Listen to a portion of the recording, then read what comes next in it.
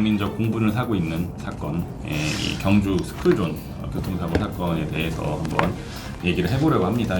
되게 다양한 각도에서 처음에 나온 거 말고도 뭐 반대편 각도나 이런 영상들이 많이 나왔어요. 그래서 이제 그거에 대해서 많은 얘기가 오가고 있는데, 오늘 저희가 이제 다뤄볼 어떤 이 사건에 대해서 중점은 일단 고의성이 있느냐, 과연 이걸 과실로 봐야 되느냐, 아니면 고의성이 있었던 사안이냐에 대해서 한번 얘기를 나눠보려고 하고요. 그 다음에 만약에 고의성이 인정이 된다면 형법적인 평가와 처벌은 어떻게 될 것인가, 거기까지 한번 저희가 얘기를 해보려고 합니다. 가장 지금 논란이 되고 있는 과연 이 고의성이 있었느냐에 대해서 한번 우리 배 변호사님 얘기를 한번 해보시죠. 네. 일단 영상만 보면 고의인지 과실인지 판단하기는 어려워요. 사실 어렵고, 일단 고의를 판단하는 기준은 내심 의사기 때문에 우리가 그 사람의 마음속으로 들어가 보지 않은 이상은, 부인하는 이상은 우리가 확인할 수 없잖아요. 그래서 법에서는 이제 행위 전후의 사정이라든지 피고인과 피해자의 관계라든지 직후의 상황이라 이런 것들을 다 종합적으로 판단을 해서 인정을 하는데, 저는 고의는 있다고 보여져요.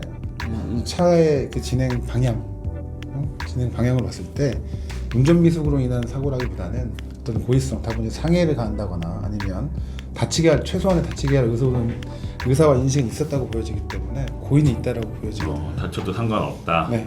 다치게 하겠다도 있을 수 있지만 어쨌든 다쳐도 상관없다. 그게 이제 비위적 고의라고 하는데, 그거는 우리 나중에 설명해주실 거고, 의사는 있다고 보인다. 이게 이제 뒷받침되는 정황들이 그 추격전이 있었다고 하더라고요. 그러니까 운전자가 아이를 쫓아가는, 그러니까 두 사람이 모르는 사이가 아니라고 하더라고요.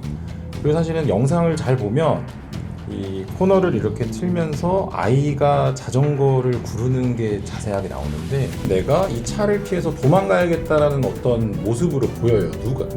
다른 평가도 있을 수 있는데 저는 되게 자세히 봤는데, 이 아이가 어떻게든 나는 도망가야겠다 이 생각을 갖고 페달을 구르는 것 같은 그런 장면이 나오더라고요.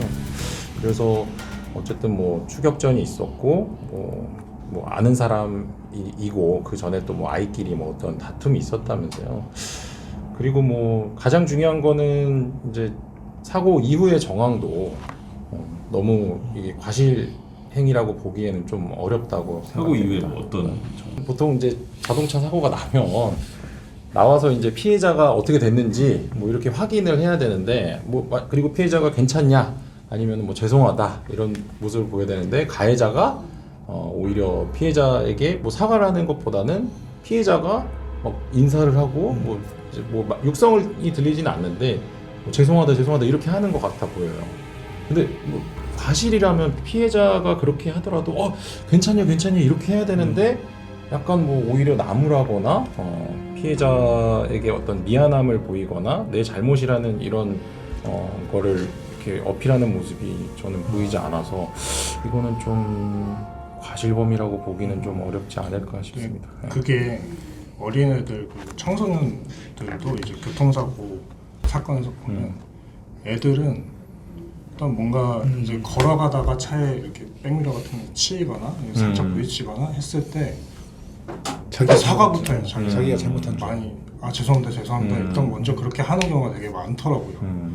그래서 그리고 또 얘네들은 뭔가 이렇게 시선이 집중되고 이목이 집중되고 그 상황에 되게 부담감을 느껴서 일단 그 상황을 벗어나려고 죄송합니다 하고 호다닥 가버리는 경우가 많은데, 제가 예전에 지인이 살짝 부딪혔는데 얘가 괜찮다고 괜찮으냐 이렇게 괜찮다고 죄송합니다 하고 후다닥 가버려가지고, 근데 부모님이 이제 얘가 다친 걸 보고 뺑소니로 신고가 접수된 사건이 있었는데, 그렇더라고요. 애들 심리가 또 그래서 그것만 보고는 사실은 또 완전히 또 100% 확실한 건 아닌데, 앞뒤 자동차가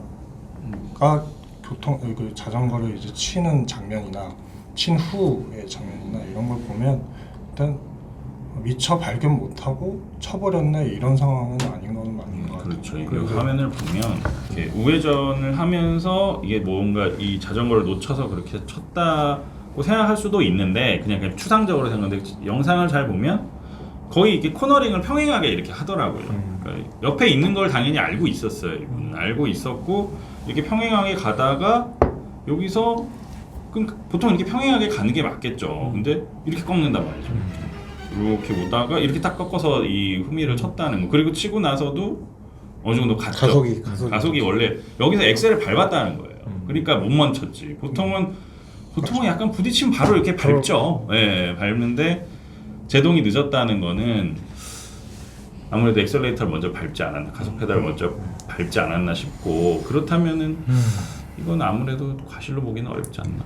사고 후의 사정에 대해서 그 애가 사과하는 부분에서 임준환 선생님 말씀이 뭐 굉장히 중요한 말씀인 것 같아요. 애들은 흔히 그런 반응을 할 수도 있기 때문에.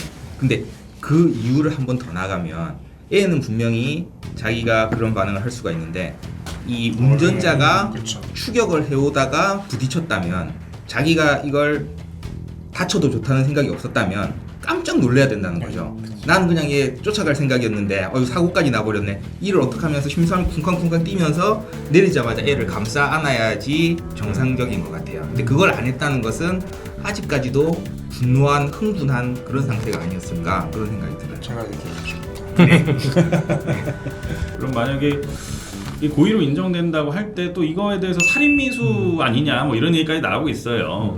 그러니까 이제 고의의 내용이 중요한데 그 범죄의 결과, 그러니까 사망이라는 결과이냐 아니면 상해의 결과이냐를 어디까지를 인식하고 의역했느냐가 이제 고의의 가장 중요한 쟁점인데 죽어도 좋다, 죽어도 상관없다, 이제 미필적 고의고 죽여야 되겠다 확정적 고의인데 죽일 것같은 생각 없었고 그냥 한 병신만 만들어 놔야지 이런 생각이었으면 상해 고의가 인정될 수 있는데 그건 좀 판단은 좀 어려운 것 같아요. 만약에 살인의 고의가 있었다라고 하면 살인 미수만 처벌이 되고 그 되는 소를 포함하기 때문에 특수상해는 따로 처벌되지 않습니다. 다만 이제 살인의 고의 인정이 되지 않는다면 특수상해가 이제 성립이 될 것 같거든요. 사람을 치고 이렇게 넘어가는 장면이 나오잖아요. 근데 이게 어른도 뭐 자기가 넘어진 상태에서 차가 밟고 지나가면 뭐 장기 파손이라든지 이런 걸로 죽을 수 있단 말이에요. 근데 이 사안은 지금 피해자가 이 사람이 운전하다가 누굴 쳤는지도 모르는 게 아니고 9살 아이를 자기가 쫓아가서 친 거란 말이에요. 그리고 이런 조그만 아이가 솔직히 뭐 자동차에 한번 깔렸다. 이 부위가 만약에 몸통이라면 진짜 저는 뭐 그럴 수 없고 그러니까 살아남을 수 없다고 보고요. 그리고 또 이게 장면을 잘 보면 이 사람은 이제 차에 있었기 때문에 자전거를 넘어갔는지 사람을 넘어갔는지 알 수가 없어요. 솔직히 차에서 뭐 어떻게 보면서 넘는 게 아니잖아요. 근데 또 앞바퀴 뒷바퀴가 2번이 넘어가요. 그러니까 앞바퀴로 한 번 넘고 사실은 앞바퀴까지는 실수일 수 있어. 근데 뒷바퀴도 넘었다는 거 이거는 뭐 제 생각에는 그냥 깔아 뭉개야겠다. 그래서 이 아이의 어떤 나이라든지 뭐 이런 걸 따졌을 때 뭐 살인미수가 뭐 명백히 인정된다 이런 건 아닌데 살인죄 적용 여부도 분명히 한번 검토해볼 필요는 있다고 봐요. 그러니까 이제 통상적으로 자동차를 이용해서 사람을 그러니까 살인을 하겠다라고 한다면 영화나 드라마에서 보는 거 덤프트럭을 밀어버리거든요.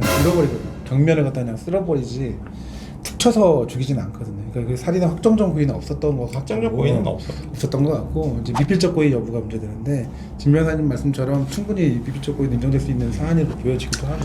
저도 미필적 고의에 대해서 한 가지 말씀을 드리자면 사고 당시 상황뿐만 아니라 그 전 상황까지 더해서 본다면 이 고의란 건 아까 말씀하신 것처럼 그 전후 사정, 뭐 주변 정황을 다 고려를 해야 되기 때문에 그 전에 추격전을 하고 있었고 코너를 돌면서 이 자전거를 실제로 부딪히려고 자전거에 충격을 가하려고 했다는 점을 보면 이 운전자의 의도가 무엇이었냐. 자전거를 멈추겠다는 아니었던 것 같아요. 멈출 방법은 훨씬 좋은 방법이 있어요. 왜냐하면 차가 훨씬 속도가 빠르기 때문에 앞에까지 가서 멈춰버리면은 자전거를 잡을 수가 있거든요. 그렇다 본다면 적어도 충격할 의도는 있었던 거예요.